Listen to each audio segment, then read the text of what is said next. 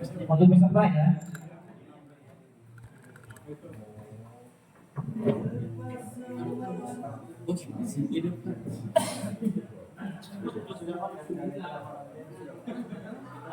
Cek.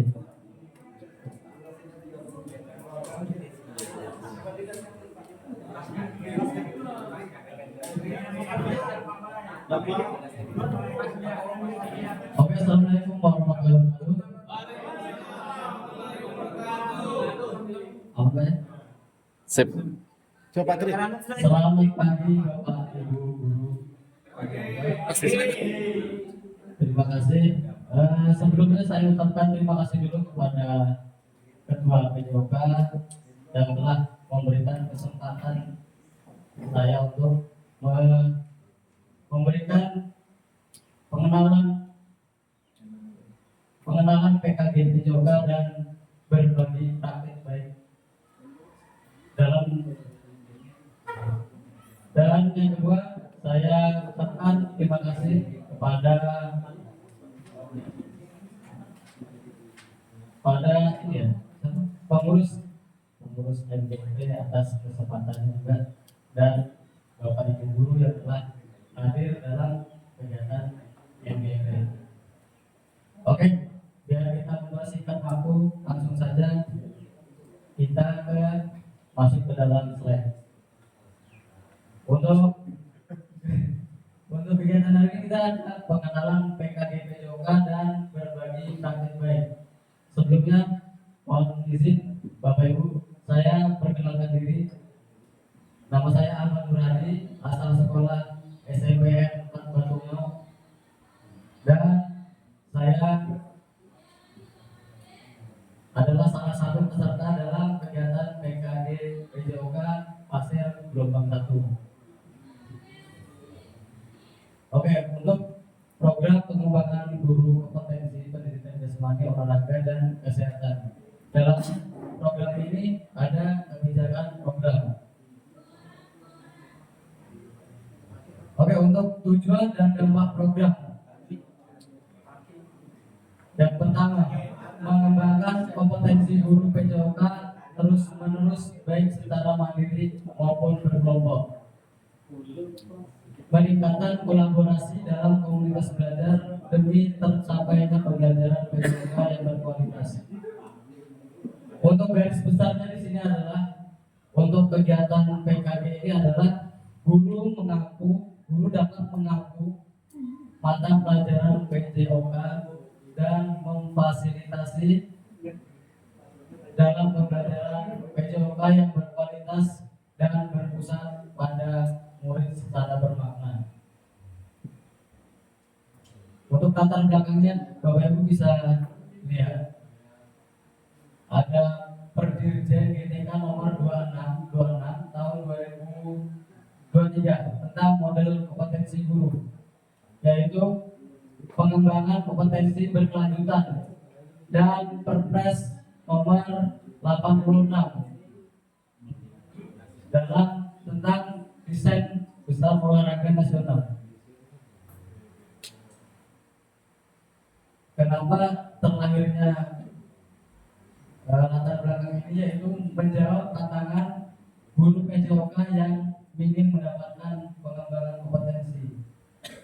Secara tidak sadar mungkin karena saya baru mengampu mata pelajaran PJOK itu sekitar 4 tahun. Mungkin Bapak Ibu ada merasakan untuk pengembangan kompetensi sebelumnya selain PJOK? Belum ada ya? Atau mungkin yang apa ya? Yang senior ya, yang sudah lama mengajar, ya. Mungkin untuk next bisa sebagai pemateri juga ya. Sudah. Oh berarti saya nggak datang berarti ya. Mohon maaf Pak. Yang kedua, meningkatkan kolaborasi dalam komunitas belajar demi tercapainya pembelajaran PJOK yang berkualitas.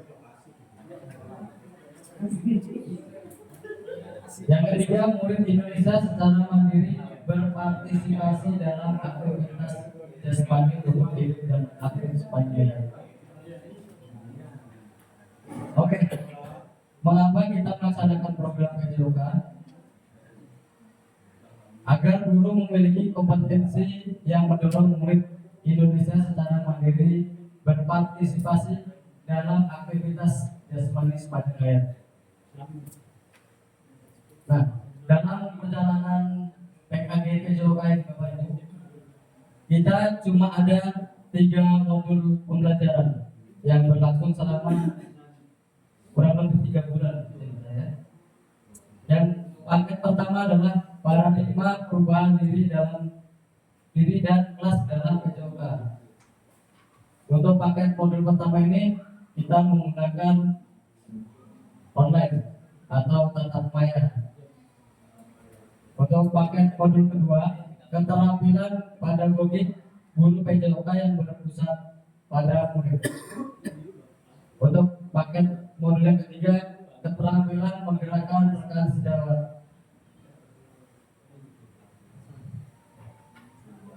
Oke.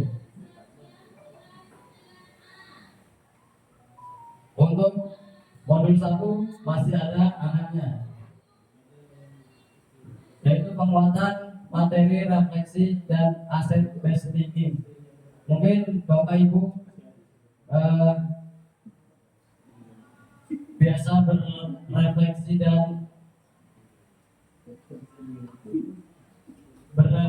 diri sendiri, sering gak sih Bapak Ibu? Sering. Alhamdulillah kalau sering, berarti kan otomatis Bapak Ibu menyadari apa yang harus kita kembangkan. Asset based thinking, Bapak Ibu sering mendengar mungkin ya, yaitu berpikir aset untuk kemajuan atau ya. Yang kedua, paradigma perubahan diri ini juga mengajak peserta peka terkait isu-isu sosial dalam PJOK. Yang dipelajari dalam isu-isu dalam PJOK ini adalah seperti kita biasanya kan di sekolah nggak semua sempurna anak yang nanti ya. Jadi mungkin ada yang disabilitas atau yang sering kita temui adalah adil gender atau laki-laki dan perempuan. Salah satunya itu. Dan penguatan materi pembelajaran PJOK yang berpusat pada murid, kurikulum hingga perencanaan pembelajaran menggunakan backward design. Untuk paket modul 2, peserta pembelajaran secara lebih dalam dengan berbagai variasi praktik simulasi mengajar untuk mendukung pemahaman paradigma PJOK sebagai pembelajaran peserta didik secara daring dan luring. Dalam perjalanan paket modul 2 ini Bapak Ibu, kita dikumpulkan dalam satu tempat untuk melakukan proses pembelajaran dan simulasi mengajar untuk mendukung pemahaman kita. Jadi di situ kita bersama-sama berkolaborasi sesama guru kelas yang mengikuti PKG PJOK ini.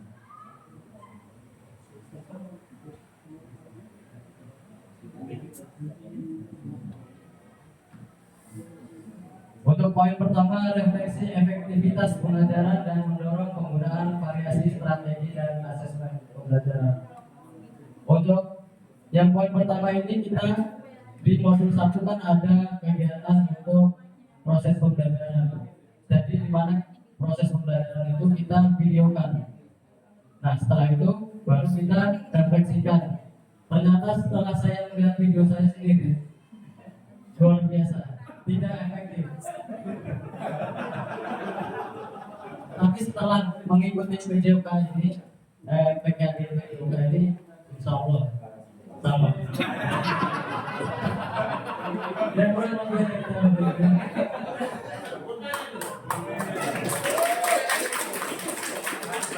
Bapak Ibu, setelah kita mengikuti kegiatan pelatihan seperti ini, alhamdulillah ada perubahan dalam diri sendiri.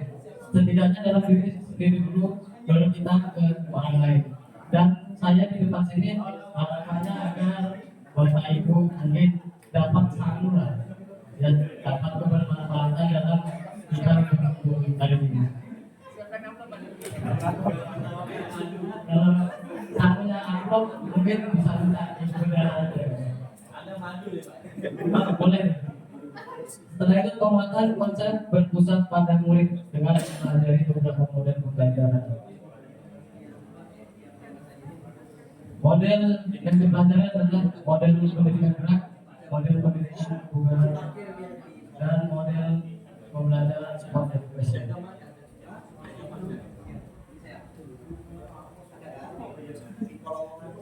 Untuk paket modul 3, kegiatan pembelajaran dilakukan secara daring baik LMS secara asinkron maupun sinkron setelah menyelesaikan paket modul 2 dan aksi nyata. Strategi pengembangan pembelajaran dan continuous improvement terlebih pada kompetensi guru didukung dengan mendorong lingkungan terdekatnya. Apa yang dimaksudkan dalam paket modul 3 itu, di mana kita bisa lebih dominan untuk menggerakkan komunitas belajar. Karena mungkin dalam diri saya sendiri atau Bapak Ibu bisa merasakan, kita guru PJOK ini terlihat santai sekali. Jadi kita masuk dalam zona nyaman. Kita memang kalau acuh tak acuh memang terlalu nyaman kita sebagai guru PJOK. Ya udahlah, guru yang lain aja gitu kan. Salah satunya itu. Dan untuk penguatan kolaborasi di sekolah utamanya dalam pembelajaran dengan merancang pembelajaran berbasis proyek melalui komunitas belajar. Oke, mohon izin Bapak Ibu untuk pengenalan PKB PJOK saya cukupi di situ di modul 3. Dan selanjutnya adalah praktik baik paradigma PJOK yang berpusat pada strategi. Ini adalah beberapa salah satu materi yang ada di dalam modul tersebut.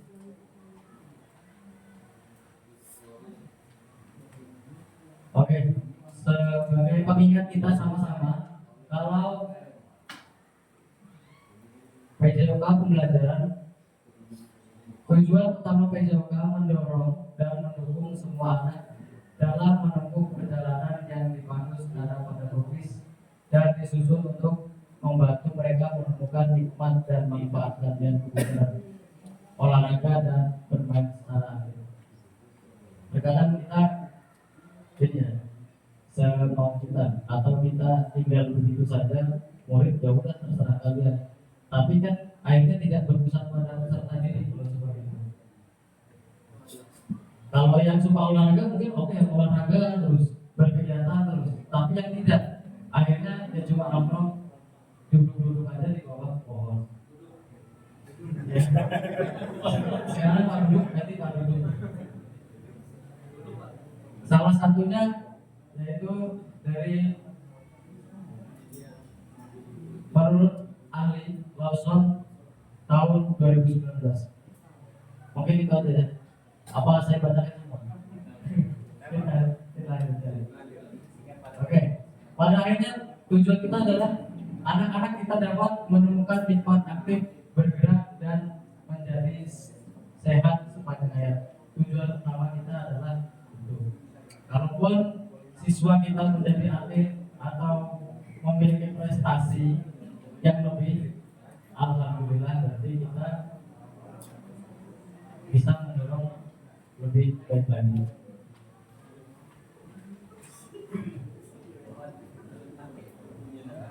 Nah, ini saya bilang di awalnya juga kita melakukan perubahan itu dari yang pertama, start small, dari lingkaran kecil dulu. Buatlah perubahan kecil satu persatu pada diri dan kelas. Paling nggak diri kita sendiri. Kita kan sebagai guru, zaman semakin berkembang, otomatis perubahan model pembelajaran juga semakin berkembang. Kalau kita nggak mengikuti mungkin ya seperti itu aja. Akhirnya anak-anak yang terlantar ya terlantar, yang masuk ya masuk. Biasanya secara tidak sadar kita akui, mungkin saya mengakui sebelumnya. Kalau yang aktif ya sudah kita biarkan aktif. Kalau yang mau duduk di bawah pohon silakan duduk di bawah pohon dan kita membiarkan itu sebenarnya tidak baik. Dan melakukan start smart sebelum Anda melakukan perubahan, renungkan kesiapan diri dan murid kita. Karena dalam melakukan start smart ini banyak pertimbangan. Otomatis kita bisa enggak? Atau untuk jangka panjangnya bagaimana? Kalau jangka panjangnya nggak berkelanjutan kan ngapain juga kita melakukan perubahan. Dan don't quit, jangan menyerah. Perubahan dapat terjadi, tapi butuh waktu dan kesabaran. Dibutuhkan waktu dan latihan untuk menyesuaikan diri dengan pendekatan berpusat pada murid agar dapat berbagai keputusan yang dalam don't point in Bapak Ibu. Kita dapat berbagi keputusan dengan murid. Maksudnya mungkin kita pertanyaan masih berpusat pada guru ya. Jadi otomatis kalau siswa itu memberi masukan kepada kita, udah Bapak paling benar, Bapak paling tahu, ya kan? Akhirnya perubahan tidak terjadi.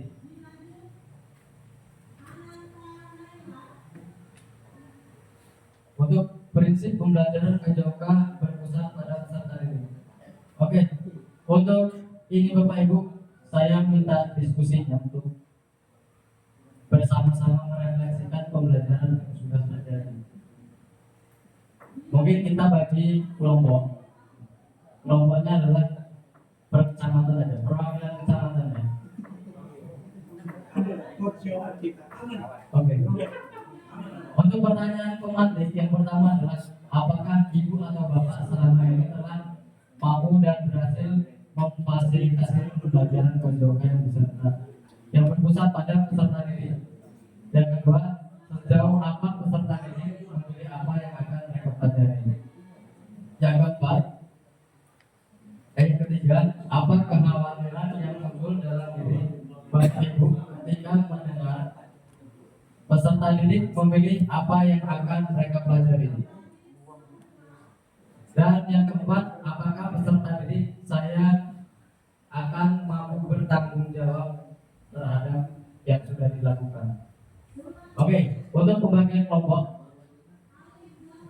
mungkin kelompok ini dengan mengiris sama kan? Beda. Beda. Tapi sejauh ini.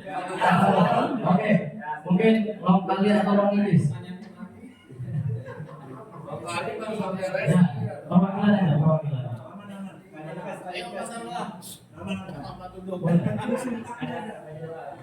Duduk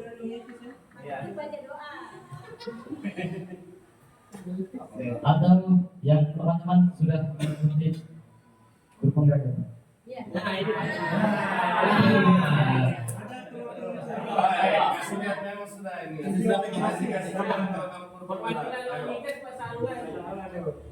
Siapa?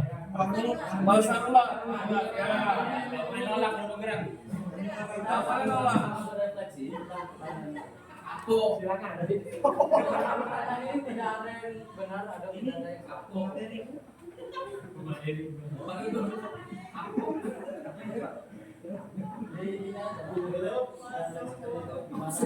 Dalam pembelajaran Bapak. Siapa menurut ada Pak Samuel? Ini ada berapa pertanyaan? Satu pertanyaan 20 poin, jadi 200. Ayo. Aku bisa berapa 80 aja. Kan hanya paparan gitu ya. 1 poin 100 roti aja maju. Apakah ibu pasangan apapun Ketika guru pedo topik dulu ya. Assalamualaikum warahmatullahi wabarakatuh. Sebenarnya saya kaget tadi langsung disuruh nih. Sebenarnya terang teman saya saja di sini. Ada Pak Diles, karena dia masih refresh yang baru lulus kemarin. Yang senior yang mantap.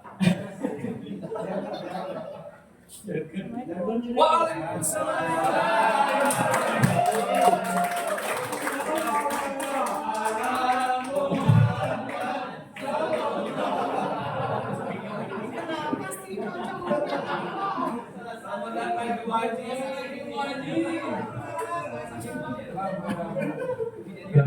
Di sini mungkin lanjut Bapak Ibu. Ya, sekarang Pak. Di sini ada Ini di video loh ya. ada 4 pertanyaan formatif yang disiapkan oleh Bapak siapa? Pak Ahmad.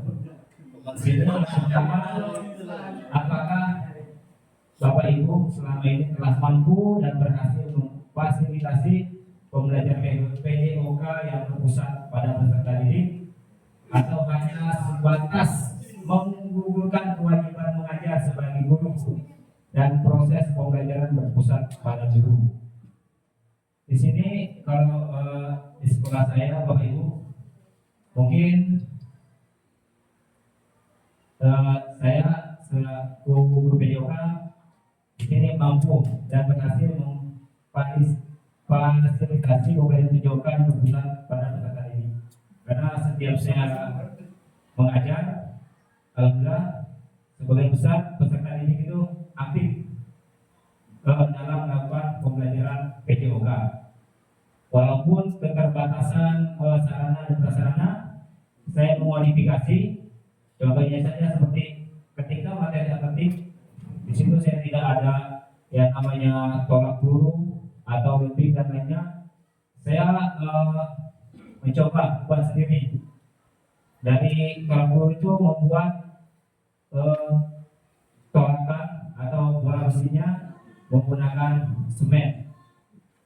Jadi saya memodifikasi, saya buat sendiri, saya gulung-gulung, mau tidak mau jadinya anak itu bersemangat dan kita memodifikasi pelajaran tersebut. Itu Bapak Ibu. Oke. Selain itu banyak sekali kayak bola basket, tidak ada bola basket, lapangan pun tidak ada. Ya. Nah, kalau untuk bola basket kita menggunakan bola kaki atau sepak bola dan bola voli yang ada di sekolah. Ya, jika tidak ada ya bola plastik. Setidaknya anak-anak itu aktif Bapak Ibu dan dia bersemangat ketika pelajaran PJOK. Kita modifikasi dengan lapangan seadanya, ring basket kita buat menggunakan tong sampah. Mungkin yang ada tong sampah di sekolahnya. Jika tidak ada, kita buat tali saja atau kursi kita balik. Ya, anak kita sudah atau nyuting bola ke situ, lemparkan bola ke bangku tersebut. Yang kedua, sejauh apa peserta didik memilih apa yang akan mereka pelajari? Di sini sejauh apa peserta didik, sebelum kita memulai kita ada namanya tes, apa namanya boleh lupa saya diagnostik. Ya, tes diagnostik, di mana kita dapat mengetahui sejauh mana peserta didik menyukai olahraga yang ada di pelajaran kita. Yang kedua, apa kekhawatiran yang muncul dalam diri Anda ketika melihat peserta didik memilih apa yang akan mereka pelajari? Di sini mungkin setiap peserta didik berbeda-beda ya. Setelah kita tes, ternyata ada yang lebih suka di materi ini atau bola voli atau bola basket. Ketika saya mendengar peserta didik memilih apa yang mereka pelajari, ya sangat senang. Kenapa sangat senang? Karena di dalam mereka memiliki bakat yang terpendam Bapak Ibu. Karena sebelumnya kan kita tidak tahu apa yang mereka sukai, materi apa yang mereka sukai, olahraga apa yang mereka sukai. Dengan adanya tes tersebut, kita dapat mengetahui oh Bapak si A ini berpusat pada futsal, misalnya suka futsal. tujuannya, atau si B bola basket nanti si C bola voli. Jadi kita tinggal mengadakannya untuk di pelajaran PJOK. Kemudian yang keempat, apakah peserta didik saya akan mampu bertanggung jawab? Nah, mengenai bertanggung jawab ini tergantung kita juga, di mana kita menanamkan sikap disiplin pada para peserta didik kita. Jika kita dari awal tidak menerapkan sikap disiplin, otomatis acuh tak acuh peserta didik itu, Bapak Ibu. Contohnya saja, mungkin di sekolah saya, ketika ada jam istirahatnya kan 2 ini, mereka biasanya meminta bola itu dari hal kecil saja. Dan di tempat saya kebetulan kalau istirahat pertama saya tidak memberikan mereka bola atau mengambil bola, karena biasanya anak-anak pas sudah istirahat, Pak minta bola, Pak minta bola, ambil bola ini. Kalau di tempat saya tidak saya kasih untuk di jam pertama, karena saya fokuskan mereka untuk berbelajar. Dan di istirahat kedua mungkin saya perbolehkan dengan tanggung jawab mereka, siapa yang mengambil bola itu yang harus mengembalikan, meskipun teman-teman yang lain yang memainkan bola tersebut. Dan ketika masuk, otomatis si anak yang mengambil itu harus mengembalikan, tidak boleh orang lain. Di sini dia belajar bertanggung jawab mulai dari hal kecil tersebut, Bapak Ibu. Mungkin itu saja yang bisa saya sampaikan mengenai pertanyaan pematik ini. Kurang lebihnya saya mohon maaf jika ada kesalahan, mohon dikoreksi. Wassalamualaikum warahmatullahi wabarakatuh. Yang bisa kita apresiasi ya buat didik untuk di sekolah tersebut. Tanggung belum ya? Terima kasih Pak. Ya. Oke. Untuk selanjutnya kelompok kedua, Waro dan Grogol.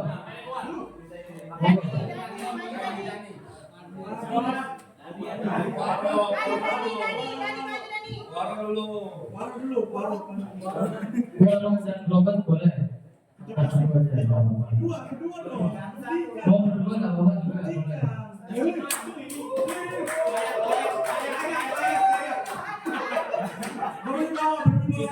Oke, terima kasih untuk kesempatannya. Mohon maaf sebelumnya berkaitan dengan pertanyaan pematik hari ini, apakah Ibu Bapak selama ini telah mampu dan berhasil memfasilitasi pembelajaran PJOK yang bermaksud pada sekolah didik, atau hanya sebatas membutuhkan kewajiban mengajar sebagai guru dan proses pembelajaran peserta didik?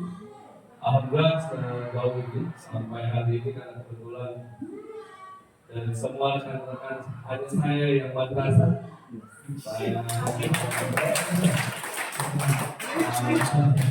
Terima kasih banyak sudah yang saya sampaikan. Terima kasih rekan-rekan teman SMP semua sekabupaten Pasir. Saya punya tempat, saya dikasih kesempatan untuk saya bisa mengembangkan diri lah, seperti itu. Jadi saya belajar banyak dari teman-teman SMP ini bagaimana dari keterbatasan teman-teman yang ada di IW segala macamnya, saya belajar banyak. Berkaitan dengan ini semua, kalau saya berpusat kepada peserta didik.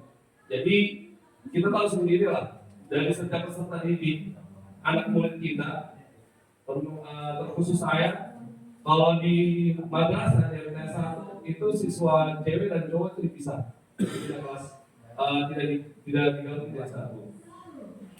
Saya lebih banyak apa namanya? Kalau mengaji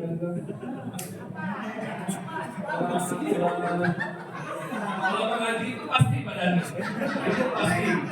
itu pasti. Apa namanya?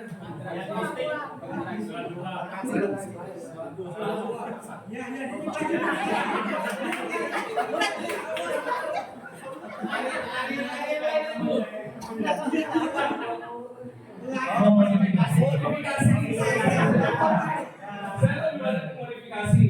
Saya lebih banyak modifikasi dari karena tidak semua anak itu gemar untuk berolahraga. Saya bisa jamin tidak semua anak bisa gemar berolahraga. Tapi karena olahraga itu mata pelajaran penting yang ada di sekolah, Jadi anak-anak, baik saya, khusus saya, mereka harus mencoba, ya. Walaupun mereka suka, tidak, gemar ataupun tidak, mereka harus mencoba. Minimal dari situ, dari usaha itu, untuk saya bisa menilai. Jadi saya mempusatkan kepada anak-anak untuk mereka berani mencoba dulu, amat ya. Kalau misalnya berpusatkan pada saya, kepada guru, terus buat apa anak-anak belajar olahraga? Kan seperti itu. Jadi saya lebih banyak memodifikasi supaya mereka tertarik untuk belajar olahraga. Yang kedua, sejauh peserta didik memilih apa yang akan mereka pelajari. Mungkin sedikit berbeda kalau di poin 2, 3, dan 4 dengan bahasa Lulan. Sejauh peserta didik memilih apa yang akan mereka pelajari. Kalau di kita masing-masing pasti sudah punya LKS, sudah punya materi. Kalau misalnya hari ini materi kita adalah permainan sepak bola misalnya, tapi anak-anak Pak kita main voli, kapan kita mau sampaikan sepak bolanya? Jadi kalau saya setelah materi mungkin di 3 sampai 4 pertemuan materi tentang sepak bola itu saya rasa cukup. Setelah itu sudah pengambilan nilai mereka pengen untuk olahraga yang mereka gemari, baru saya berikan. Tapi selebihnya saya mengutamakan apa yang menjadi materi pelajaran hal itu. Karena kalau misalnya kita yang mengikuti maunya anak, kapan selesai? Pak main poli aja terus senang nanti kapan kita belajar? Ya. Kalau kan kayak saya bilang kan ini berbeda. Jadi terus setelah saya mengutamakan apa yang menjadi pembelajaran waktu itu saat itu. Terus apa kekhawatiran yang muncul dalam diri Anda ketika berdagang peserta didik memilih apa yang akan mereka pelajari? Ya, memilih apa yang akan mereka pelajari?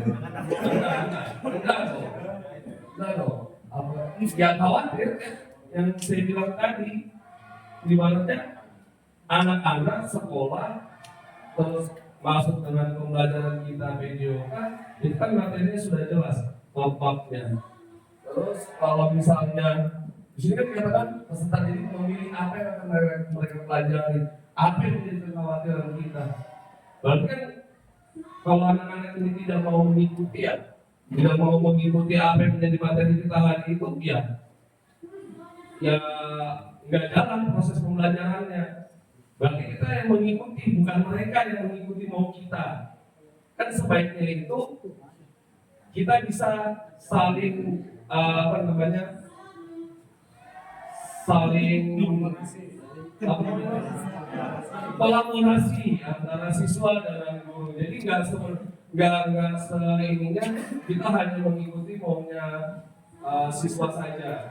Karena kan banyak banget ya, kalau dari 30 siswa misalnya 15 siswanya gemar main voli, tapi 15 yang lagi tidak. Jadi bagaimana dengan 15 yang lagi?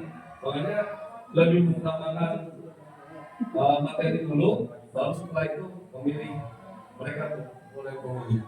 Apakah peserta ini akan mampu bertanggung jawab? Jelas. Itu harus jelas. Karena dengan kita menanamkan atau kita tadi yang dibilang dengan Pak Ahmad, kita harus koreksi diri kita sendiri dulu, bagaimana kita mengajarnya,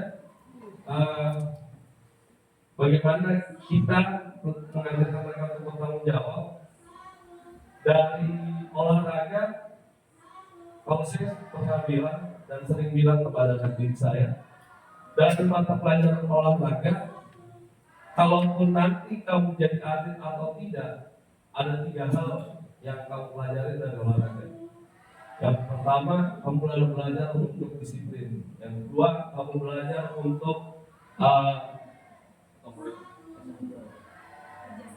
menghargai.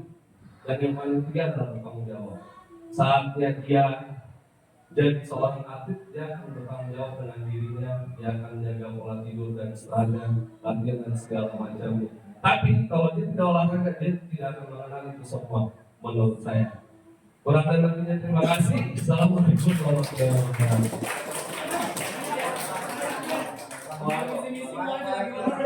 Terima kasih.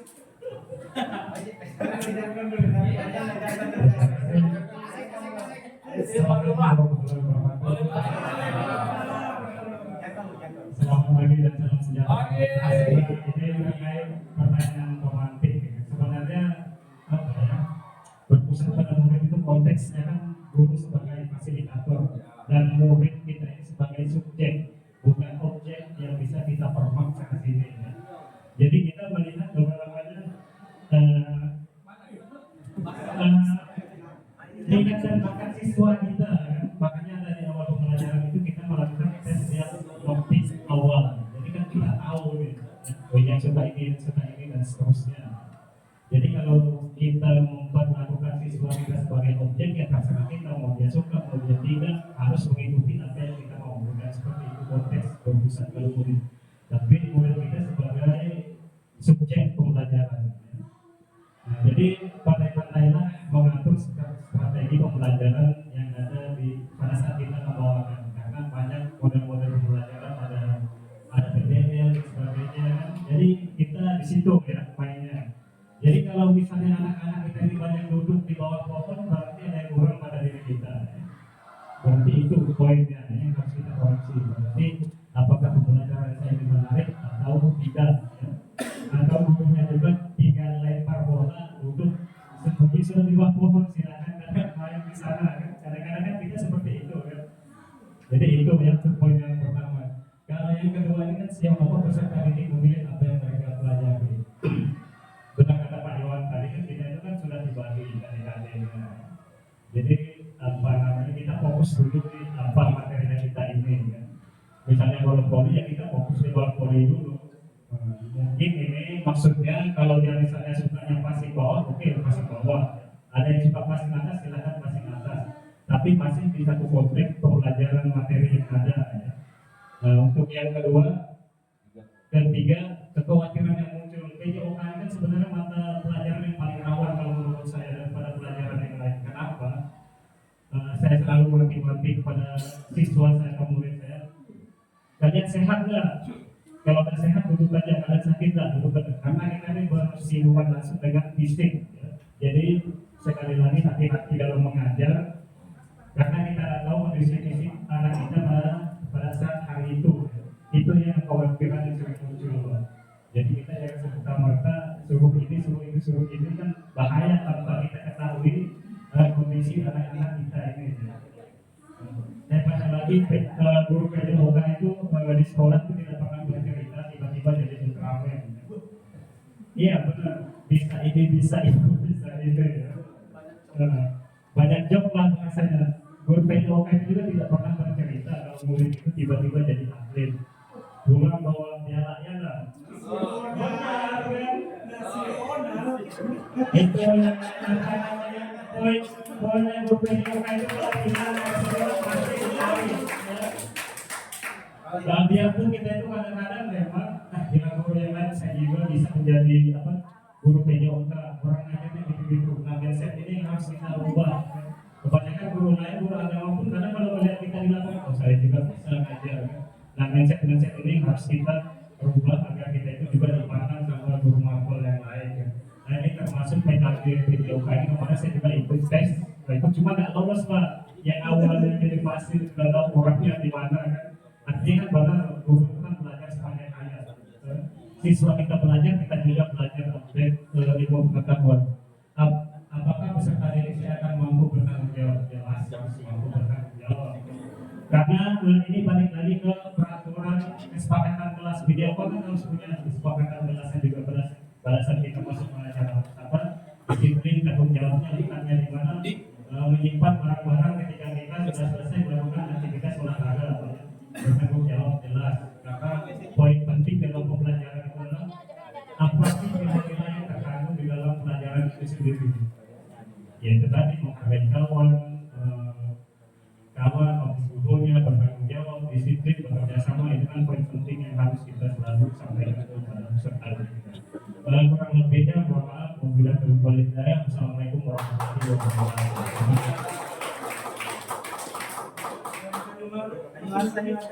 Baik, untuk Birabon dan Batu Ngap. Ya, silakan. Ya, sudah keluar. Oke. Berarti Belengkong dan Batu Ngap. Waktu kapan saudara bapak? Oh iya. Boleh Batu Ngap.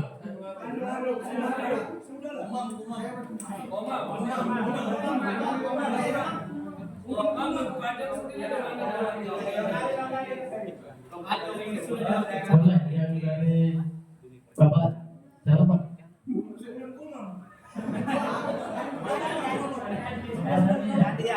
Saya lihat di grup keluarga saya. Mungkin Bapak ya berbagi pengalaman. Kayaknya walaupun saya menyimak di grup kayaknya luar biasa.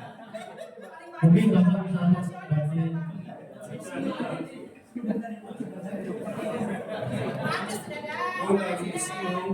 Karena setiap guru dan setiap sekolah kan otomatis sistem pembelajarannya atau metode pembelajarannya akan berbeda-beda.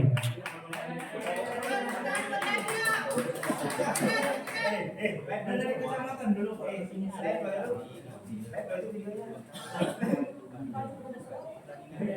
Boleh, Bapak kalau bersedia.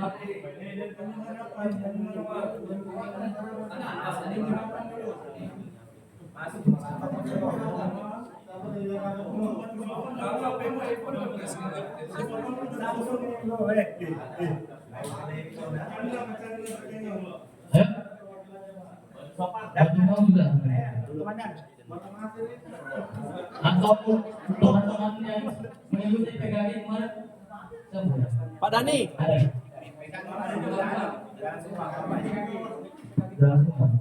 Oke.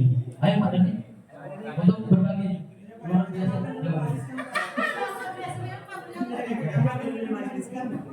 Sudah cukup kan? Untuk Belengkong. Sampai mungkin beliau ini luar biasa juga. Jangan pasar tono Pak, dia sudah sering. Oh, sudah sering. Dari Belengkong sama lagi selain pasar ini. Ya Pak. Pak. Kemarin logiknya sudah diganti. Selain ini pasar tono, satu lagi Pak. Yang ada jadi Riko Krishna itu ada. Terima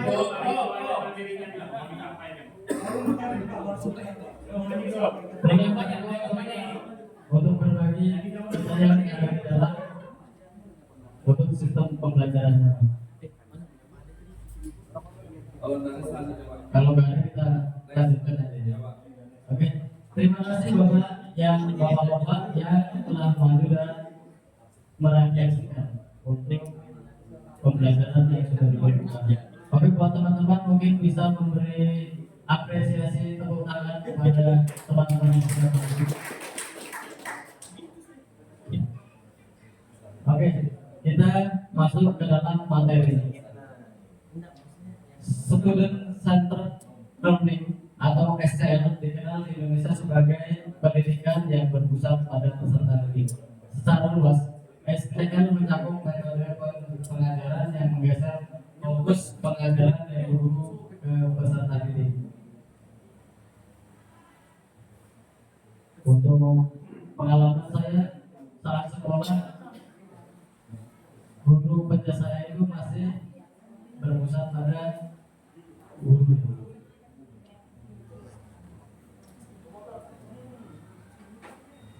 Dalam penggunaan aslinya, pembelajaran yang berpusat pada peserta didik bertujuan untuk mengembangkan otonomi dan kemandirian peserta didik.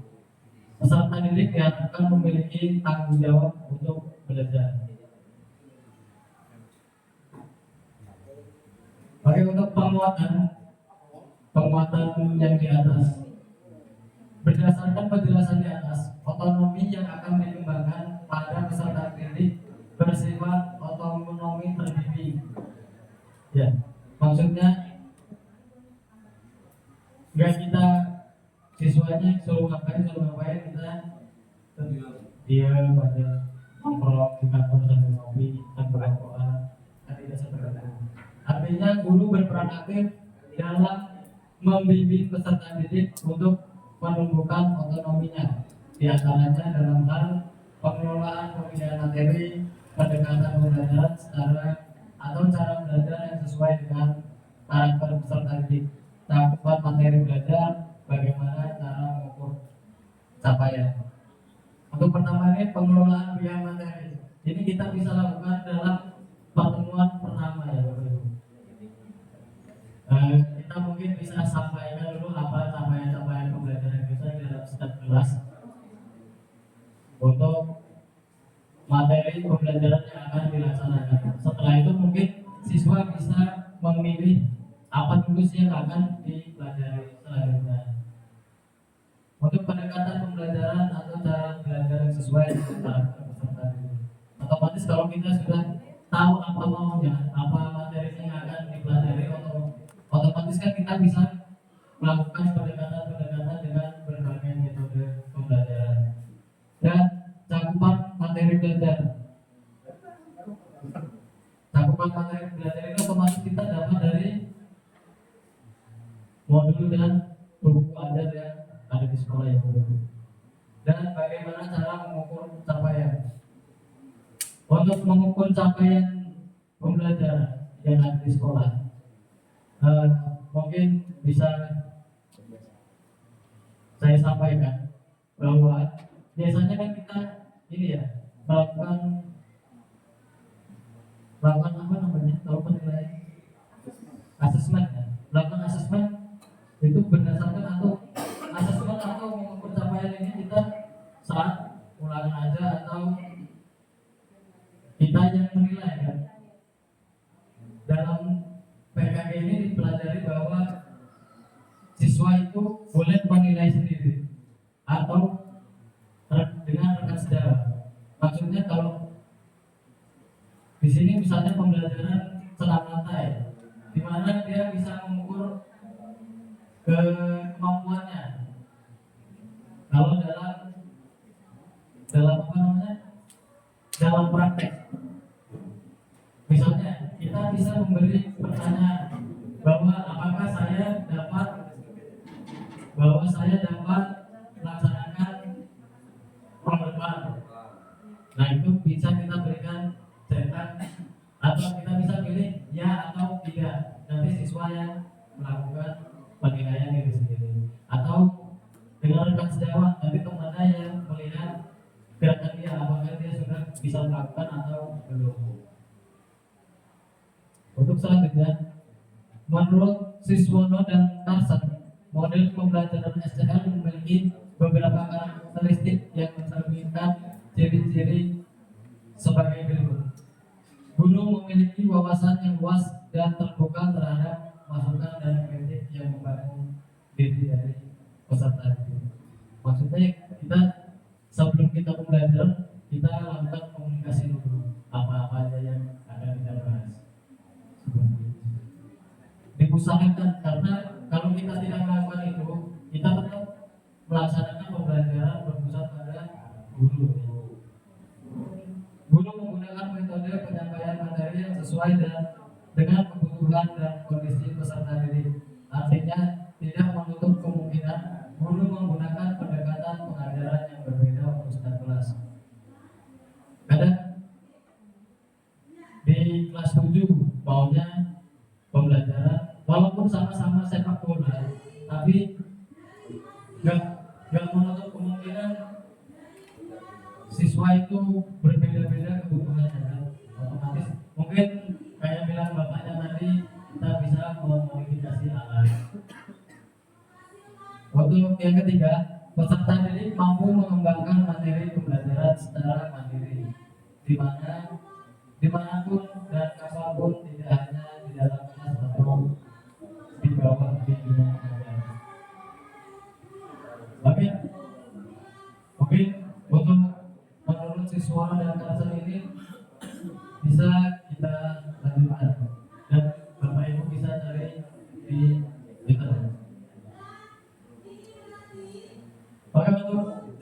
pembelajaran SCL.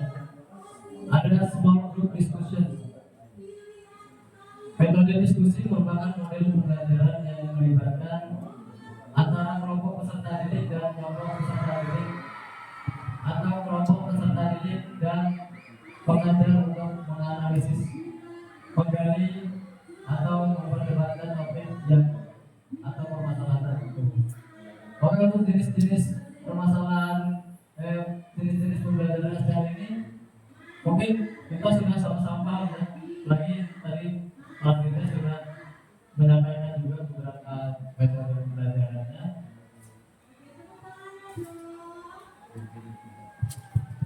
Ada 9 model pembelajaran untuk STL. Nah, kita perlu mengetahui juga peran guru dan peserta didik dalam pembelajaran STL. Yang pertama, peran guru bertindak sebagai fasilitator dalam proses pembelajaran. Otomatis kita tetap harus mendampingi siswa kita di dalam kelas maupun di luar kelas. Untuk peran peserta didik aktif dalam proses pembelajaran dengan memberikan gagasan, saran, dan kritik. Mengkaji kompetensi mata pelajaran yang harus dikuasai peserta didik pada akhir pembelajaran.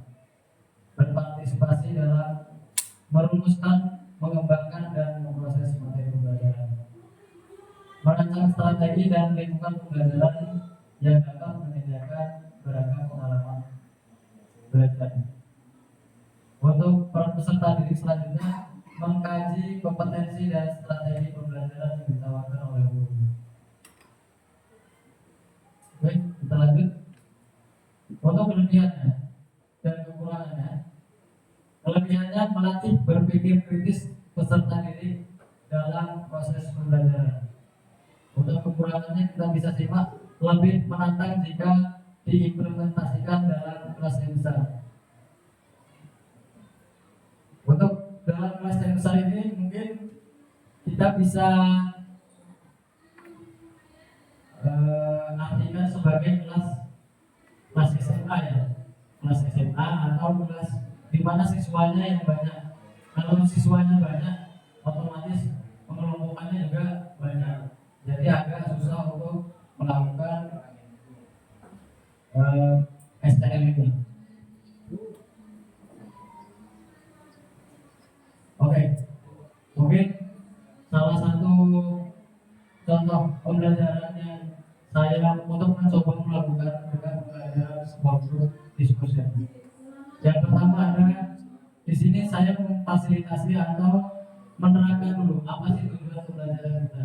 Kebetulan di sini adalah pembelajaran untuk senam santai.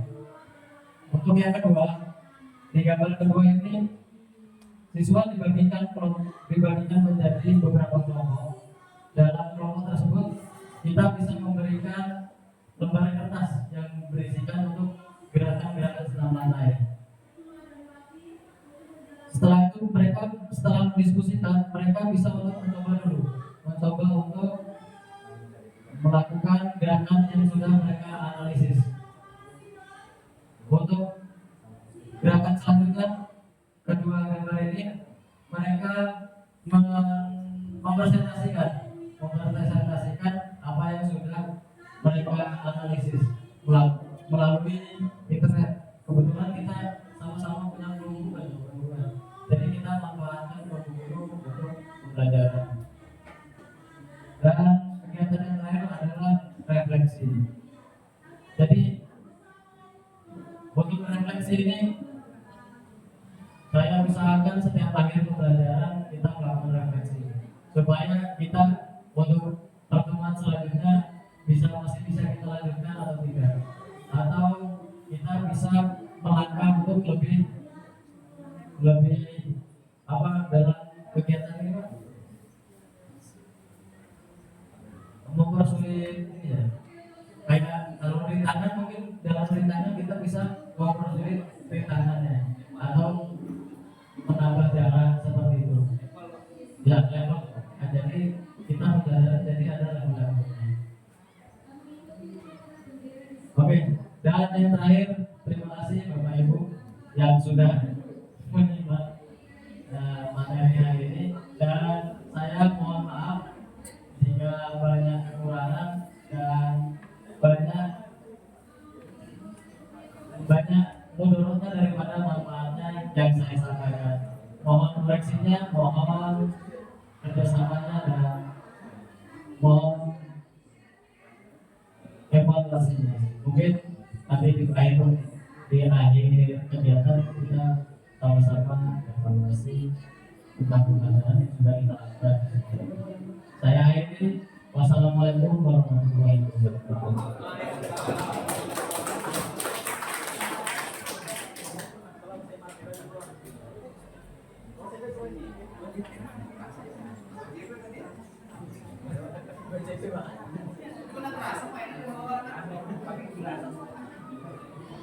Karena ada